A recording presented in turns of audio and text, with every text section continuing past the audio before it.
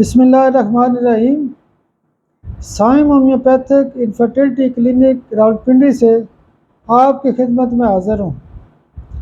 आज का जो रूब्रिक है वो रूब्रिक है एग्रीवेशन फ्राम कोल्ड ड्रिंक्स, यानी कोल्ड ड्रिंक पीने की वजह से तकलीफ़ बढ़ जाती है, या वो लोग कहते हैं कि डॉक्टर साहब मैंने आइसक्रीम खाई है तो उसके बाद मैं बीमार हूँ, मेरा गला ख़राब हो गया, बुखार हो गया।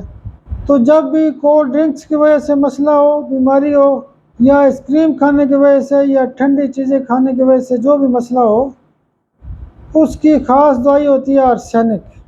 तो जब हम उनको आर्सेनिक एल्बम देते हैं तो उनके जो कोल्ड ड्रिंक की वजह से या आइसक्रीम खाने की वजह से जो भी तकलीफ़ होती है वो मुकम्मल तौर पर ठीक हो जाती है। बहुत शुक्रिया, बहुत शुक्रिया, बहुत शुक्रिया।